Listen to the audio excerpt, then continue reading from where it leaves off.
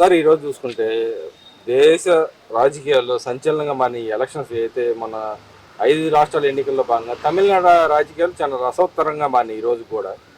దాంట్లో భాగంగా మన దేశీ నేత మా నాయకుడు ప్రధానమంత్రి అయ్యే అభ్యర్థి అయిన మా జగన్మోహన్ రెడ్డి గారు ఫోటో పెట్టుకోవడం వల్ల విజయ్ గారు గెలిచారు అని చెప్పి వైసీపీ నాయకులు వచ్చి కొంతమంది మాట్లాడుతూ ఉన్నారు. నిజంగానే అంత చరిష్మా ఉందంటారు అసలు ఆయనకి? అసలు ఆయన ఎవరు సపోర్ట్ చేయమన్నాడు? రోజాని ఎవరికి మీటింగులకు పంపించాడు? స్టాలిన్ గారికి సపోర్ట్ చేయమని మీటింగులు పెట్టించి ఆయన మన ఐరన్ లెగ్ రోజా గారు ప్రచారం చేయటం వలన అక్కడ వాళ్ళు కూడా చిత్తుగా ఓడిపోయారు. ఈ విధంగా చేశారే కానీ స్టాలిన్ మా చేసిన మంచి పనులు కూడా ఆయన న్యాయం జరగలేదు ఆయనకి. ఎందుకంటే మన ఐరన్ లెగ్ రోజా గారి ప్రభావం దాని మూలన వాళ్ళకి 70 సీట్లతో పరిమితం అయిపోయారు. లేకపోతే వాళ్ళు చక్కగా గెలిచేవాళ్ళు. అలాగే మన టీవీకే విజయ్ గారి గురించి చెప్పుకుంటున్నారు. వీళ్ళు వాళ్ళకి ఎక్కడ ప్రచారం చేశారు? వాళ్ళు ఓడిపోవాలని ఇది చేశారు. కానీ వాళ్ళకుండా చరిష్మాతో వాళ్ళకుండా ముందు చూపుతో వాళ్ళు చేసిన యువతకి కాలేజీ ఫీజులు కట్టని ఇలాంటివన్నీ చేసి యువతనే ఆకట్టుకున్నాడు విజయ్ గారు. ఆ విధంగా అలాగే సినీ గ్రామర్ కూడా తోడయింది. ఇవన్నిటిని తోడు చేసుకొని ఆయన గెలిచారు. దానికి వీళ్ళు ఏం చెప్పుకుంటున్నారు? మా జగన్ గారిని ఎవడో ఎక్కడో ఒకసారి ఫోటో కలిసేలా పెళ్లిలో కలిచారంట. దానికి వీళ్ళేదో జగన్ గారు ఫోటో పెట్టుకొని గెలిచారని చెత్త వాగుడు వాగుతున్నారు తప్పితే అసలు జగన్ గారికి విజయ్ గారికి ఎలాంటి సంబంధం లేదు. జగన్ గారు సపోర్ట్ చేసిన స్టాలిన్ గారికి వాళ్ళు ఈ ఐరన్ లెగ్గను పంపిస్తాం వలన స్టాలిన్ గారు స్థితిగా ఓడిపోయారు. అంటే ఇక్కడ మన అదే వీళ్ళు చెబుతున్న దాంట్లో భాగంగా చూస్తుంది. అదే పెళ్లిలో స్టాలిన్ గారిని వీళ్ళని కూడా అపోజిషన్ పార్టీ కాంగ్రెస్ పార్టీని కూడా కలవడం నడిచింది కదా. మరి దానికి ఏం చెబుతారంటారు వాళ్ళు? అసలు వాళ్ళు అందరిని గెలిచారు. వాళ్ళు ఇవన్నీ ఏం చెప్పుకోరు. గెలిచింది కదా, గెలిచిండే పార్టీ మాది, ఓడిపోయిన వాళ్ళు మా వాళ్ళు కాదు. ఇదే వాళ్ళు చెప్పేది. ముందు నుంచి చెప్పేది అదే కదా. అది ఇక్కడ మనం చూసుకుంటే పక్క రాష్ట్రాల రాజకీయ ప్రభావితం చేసే అంత సీన్ అసలు జగన్మోహన్ రెడ్డి గారికి ఉందంటారు? అసలు లేదు. ఆడికే సినిమా లేదు ఇప్పుడు ఈ ఆంధ్రప్రదేశ్ లో. అసలు ఆడు పక్క రాష్ట్రానికి వెళ్ళి ప్రచారం చేసి ఇది చేసే అంత దమ్ము ధైర్యం ఈడికాడిది.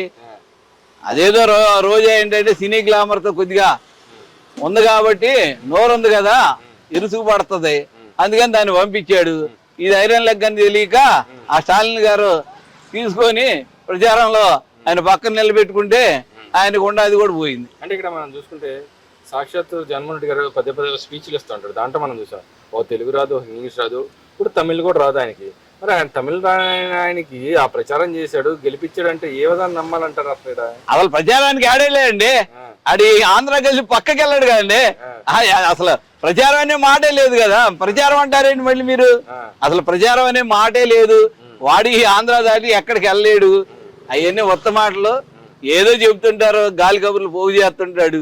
ఏదో ఒకటి చేసి ముందుకి జనాలకు ముందు రావాలంటే ఏదో విధంగా బురద జల్లాలి ఈ ప్రభుత్వం మీద, ఎవరినో వాడిని అడ్డం పెట్టుకొని ముందుకు రావాలి అని ట్రై చేస్తున్నాడు. అయినా కానీ వీడి ఎట్టి పరిస్థితుల్లో ముందుకు రాడు. వీడి చేసిన ఎదవ పనులకి ఎవడంటే నా సాక్షిని తీసుకొని వాడు అన్నాడు, నా పొలానే పాస్బుక్ వాడు బొమ్మ వేసుకున్నాడు. వాడెవడండి? ఇలాంటి నమ్ముతామా? ప్రజలు నమ్ముతారా? మరి ఇక్కడ అంబటి రాంబాబు కూడా మాట్లాడుతూ ఉన్నాడు. అయితే కూటమి నేతలు, కూటమి కట్టిన నాయకులు చంద్రబాబు నాయుడు, సాక్షాత్ చంద్రబాబు నాయుడు వెళ్ళి అక్కడ గెలిపించుకోలేపాడు, కూటమి నాయకులను గెలిపించుకోలేపాడు. అక్కడ పతనమే ఈ రాష్ట్రానికి కూడా నాంది. ఈయన చేసే అగత్యాలన్నిటికీ దానికి ముగింపు పలికారు. ఇక రేపు పొద్దున రాబోయే రోజుల్లో మాదే గవర్నమెంట్ అని మాట్లాడుతాడు. నిజంగానే తమిళనాడు రాజకీయాలు ఓడిపోవటం ఈ కూటమి ఇక్కడ ఉన్న గవర్నమెంట్కి సంబంధం అంటారా? అసలు ఓడిపోవడానికి అవకాశం ఏమాత్రం ఉందంటారు? అసలు ఒక రాష్ట్రానికి సంబంధమే ఉండదండి. ఇప్పుడు మన అభివృద్ధి వేరు, వాళ్ళ ఇది వేరు, అక్కడున్న పరిస్థితులు వేరు, మన పరిస్థితులు వేరు. మన వాళ్ళు మనకు కావాల్సింది అభివృద్ధి, సంక్షేమం, నిధులు, ఆ రాజధాని అభివృద్ధి ఇవన్నీ జరుగుతున్నాయి కాబట్టి మనం చూసి మనకు ఓటేస్తారు. అంతేగాని అక్కడేదో పక్క రాష్ట్రంలో ఏదో ఒక రోజు ప్రచారానికి వెళ్ళాడు సీఎం గారు ప్రచారానికి వెళ్ళినంత మాత్రం అక్కడేమో జరిగిపోయేది, మునిగిపోయేది ఏమి ఉండదండి. ఇవన్నీ ఉత్త మాటలు. మన రాష్ట్రంలో మళ్ళీ కూటమి ప్రభుత్వం అధికారంలోకి రావడం తథ్యం. ఇక్కడ ప్రధానంగా మన పక్క రాష్ట్రం సంగతి చూసుకుంటే ఏ అంశాలు అసలు అక్కడ ప్రచారం జరిగిందంటే ఏ అంశాల మీద బేస్ చేసుకుని అక్కడ టీవీకే గెలిచిందంటారు. ఆ సెన్సేషన్ క్రియేట్ చేసిన పార్టీ అక్కడ యువతని ఫీజులు కట్టి కాలేజీలు ఇచ్చేసి యువతని బాగా ఆకట్టుకున్నాడు. అక్కడ ఉద్యోగాలు ఇప్పిస్తామని, అలాగే ఇక్కడ మనం పెట్టిన ఉచిత బస్సు పథకాన్ని అక్కడ వాళ్ళు తాలిన మన టీవీకి విజయ్ కూడా ఇస్తా అన్నాడు, అదొకటి. అలాగే ఈ సంక్షేమ పథకాలు కొన్ని గ్యాస్ బండ్లు ఆరిస్తా అన్నాడు. ఇలాంటివన్నీ మన పథకాలన్నీ వాళ్ళు అమలు చేస్తామని హామీలు ఇచ్చాడు. ఈ హామీలతోనే జనాలు ఆయనకు ఓట్లు వేశారు. ప్లస్ ముఖ్యంగా యువతని, ఫ్యాన్స్ని ఆయన జాగ్రత్తగా అబ్జర్వ్ చేసి ముందుకు తీసుకెళ్ళాడు కాబట్టి ఆయన గెలిచాడు. మరి ఇక్కడ చూసుకుంటే రాజధాని ప్రాంతం అన్నారు కాబట్టి రాజధాని ప్రాంతంలో జరుగుతున్నంత అతిపెద్ద స్కామ్ నడుస్తుంది. దేశంలో ఎక్కడ లేని స్కామ్ ఇక్కడ నడుస్తుంది. రాష్ట్రంలో ఉన్న ఏదైతే నిధులు ఉన్నాయో నిధులకు సంబంధించిన అన్ని డబ్బులు తీసుకొచ్చి అమరావతిని పోస్తా ఉన్నాడు, తన జేబు సంవత్సరానికి ఇస్తా ఉన్నాడు, తన జేబులో వేసుకుంటున్నాడు చంద్రబాబు నాయుడు అని చెప్పి విడుదల రజనీ మాట్లాడుతున్నారు. నిజంగానే అక్కడ జరుగుతున్న పనులకి ఎక్కడెక్కడ రాష్ట్రంలో పెట్టుబడులన్నీ ఇక్కడే వ్యవస్థీకృతంగా ఒక దగ్గరే పెట్టి చేస్తున్నారంటారు, లేకపోతే అప్పు ఇచ్చిన కానీ గ్రాంట్ల రూపంలో వచ్చిన వాటితో డబ్బులతో చేస్తున్నారంట? ఇవన్నీ ఇప్పుడు ఈ అప్పు తెచ్చిన ఏమి ఇక్కడ పెడతలేదు. రాష్ట్రాన్ని 4 పక్కల అభివృద్ధి చేస్తున్నారు. ఇదేంటంటే మనకు కావాల్సిన అది రాజధాని అభివృద్ధి చెందితే కానీ ఈ చుట్టుపక్కల అన్ని గ్రామాలు డెవలప్ అయ్యి రాజధాని మూలాన కొంత ఉపాధి జరుగుతుంది. అసలు కొన్ని వేల మంది, కోట్ల మంది ఉపాధి చూపిస్తుంది రాజధాని పనులు జరుగుతాం వలన, శరవేగంగా జరుగుతాం వలన. అంతేగాని అప్పుడు మన వైజాగ్ తీసుకుంటే వైజాగ్ క్వాంటమ్ అని, ఇంకా రిలయన్స్ వాడు, వీళ్ళందరూ కూడా అక్కడ పెట్టుబడులు పెడుతున్నారు. ఇంకోసాట మన బుల్లెట్ రాయల్ ఎన్ఫీల్డ్ కంపెనీ పెడుతున్నారు. ఒక్కో జిల్లాలో ఒక్కొక్క అభివృద్ధి ప్రధాన దూసుకెళ్తుంది. అంతేగాని అభివృద్ధి అనేది మొత్తం కూడా ఒక్కసాట ఇప్పుడు కేంద్రీకృతంగా చేయట్లేదు.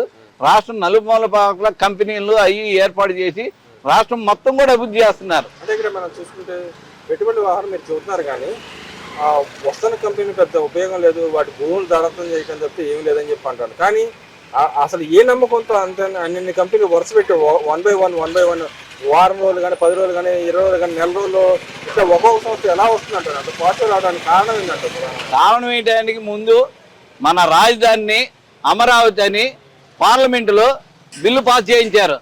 దాని మూలాన ఇక్కడ జనాలకి చంద్రబాబు అంటే ఒక బ్రాండ్, ఆ బ్రాండ్ ఇది కలిపి అతి శరవేగంగా కంపెనీలు వస్తానికి కారణమే.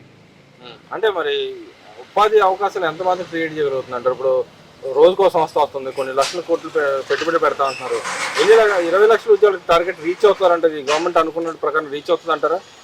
20 లక్షల ఉద్యోగాలు ఈజీగా రీచ్ అవుతున్నారు. ఎందుకంటే ఫస్ట్ సంవత్సరంలోనే ప్రైవేట్ సంస్థలను తీసుకొచ్చి ఆ ఎక్కడెక్కడ ఉన్న కంపెనీలందరినీ ఎంపీలు, ఎమ్మెల్యేలు ఏ నియోజకవర్గం ఆ నియోజకవర్గంలో దరిదాపుగా ప్రతి నియోజకవర్గంలో 50,000 ఉద్యోగాలు ఇప్పించారు. అది మాకు తెలుసు. ఇక్కడ మేము చాలామందిని మన ఏరియాలో ఉన్న వాళ్ళందరినీ తీసుకెళ్ళి అలా అర్హత పడ్డ ఉద్యోగాలు ఇప్పించాం. మేము కూడా అందులో ప్రధాన పాత్ర పోషించాం. వీళ్ళందరినీ తీసుకెళ్ళేవాళ్ళం, అప్లికేషన్ పెట్టించేవాళ్ళం. అక్కడ సిద్ధార్థ కాలేజీలో 2 సార్లు జరిగింది, అక్కడ 2 సార్లకు మేము తీసుకెళ్ళాం, ఇది చేసాం. అలాగే జిల్లా మొత్తం ఏ నియోజకవర్గం ఆ నియోజకవర్గంలో మన వాళ్ళు జాబ్ క్యాలెండర్ని ఏర్పాటు చేసి అందరికి జాబులు ఇచ్చారు. అలాగే డిఎస్సి మొన్న డిఎస్సిలో చాలామందిని తీసుకున్నారు. అదేవిధంగా ఆ డిఎస్సి తీసుకోవడం వలన కొత్త టీచర్స్ వచ్చి, కొత్త టీచర్స్ అంటే వాళ్ళు ఏమన్నా అమ్మనామకులు కాదు, చక్కగా గ్రాడ్యుయేట్ చదివి బీఈడీ చేసి వాళ్ళకు ట్రైనింగ్ తీసుకొని పాస్ అయ్యి వాళ్ళకి ఎలా చెప్పాలి, పిల్లలకి టీచింగ్ ఎలా ఇవ్వాలి అనే విధానాన్నిలో చదువుకున్న వాళ్ళు ఆ విధంగా చక్కగా ఎడ్యుకేషన్ని ముందుకు తీసుకెళ్తారు. వీళ్ళు రాకముందు వాడు ఉండగా ఎడ్యుకేషన్లో స్కూల్స్ అన్ని తీసేయాల్సి వచ్చింది. ఎందుకంటే కొత్త పోస్టులు తీసుకోవట్లా. ఒక 1000 మంది పిల్లలకి 10 మంది టీచర్స్ కూడా లేరు. ఈ డిఎస్సి తీసుకోవడం వలన 16,000 ఉద్యోగాలు తీసుకున్నారు, 16,000 టీచర్లు వచ్చినట్టేగా. అది కూడా టీచర్ అంటేనే ఒక గట్టి గవర్నమెంట్ టీచర్ అంటే ఎంతో క్వాలిఫికేషన్ ఉండాలి, పాస్ అవ్వాలి, టెస్ట్ పాస్ అవ్వాలి. అదే ప్రైవేట్ అనుకో, నువ్వు ఇంటర్మీడియట్ చదివినా డిగ్రీ చదివినా నీకు ఉద్యోగం ఇస్తారు 10,000 15,000. దానికి నువ్వు ఏదో నీకు వచ్చిన దాంట్లో 4 చెబుతావు, పిల్లలు 4 బిగుతావు, రుద్దిస్తావు, చదివిస్తావు. ఆ విధంగా ప్రైవేట్ స్కూల్లో చేస్తారు. గవర్నమెంట్ స్కూల్లో అలా కాదు, కంపల్సరిగా వాళ్ళకి ఒక ట్రైనింగ్ ఉండదు, ఎలా చెప్పాలనే ట్రైనింగ్ ఉండదు. ఆ ట్రైనింగ్ ద్వారా వీళ్ళకి చెప్తారు, ఆడుతూ పాడుతూ చదువుకుంటారు. గవర్నమెంట్ స్కూల్లో చదువుకున్న పిల్లలు పొద్దున పూట కాంపిటీషన్గా చక్కగా ప్రేయర్కి వస్తారు. ప్రేయర్ అయిపోయిన తర్వాత మధ్యాహ్నం తర్వాత సాయంత్రం గ్రౌండ్కి వెళ్తారు, గ్రౌండ్లో ఆడుకుంటారు. వాళ్ళకి ఒక సిస్టమేటిక్గా ఉంటుంది.